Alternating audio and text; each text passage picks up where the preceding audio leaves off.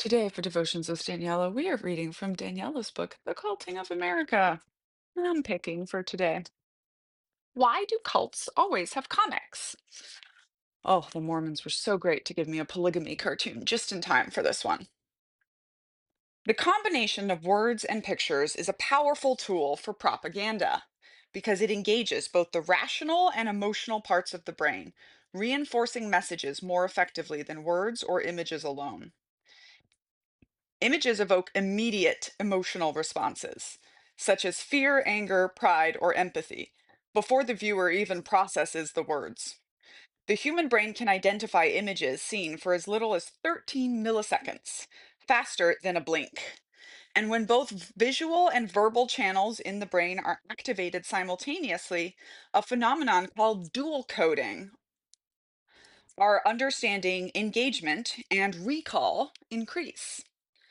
Paired with loaded language, these emotions can be directed toward a specific narrative or agenda. A single phrase may not leave a lasting impression, but when reinforced by a striking image, the message becomes more memorable. Repeated exposure strengthens associations, making ideas feel like common sense rather than constructed rhetoric.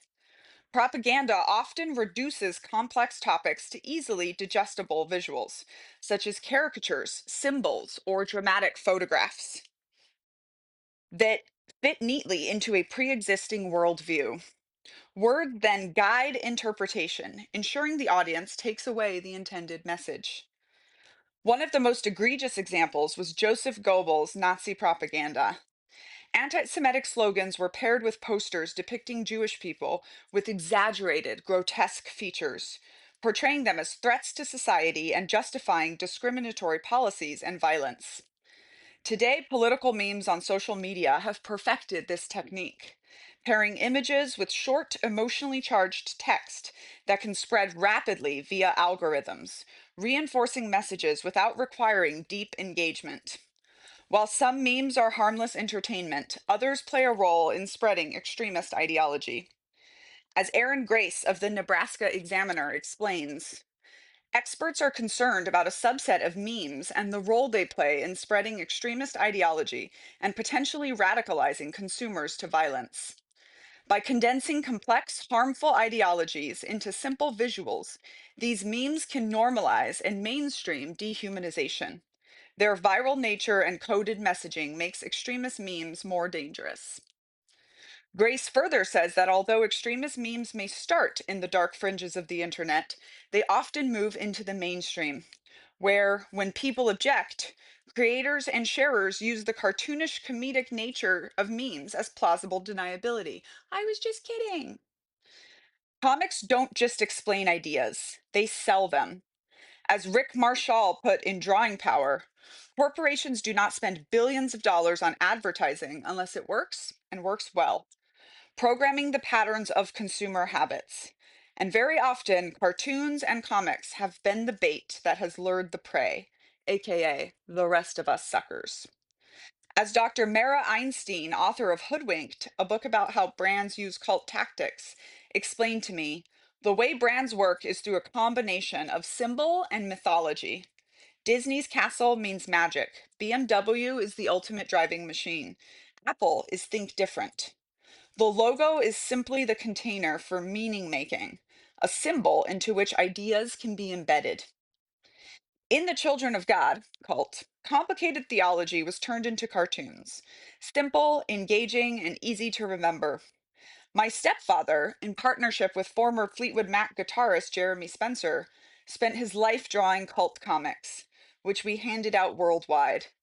These weren't just teaching tools, they were recruiting tools.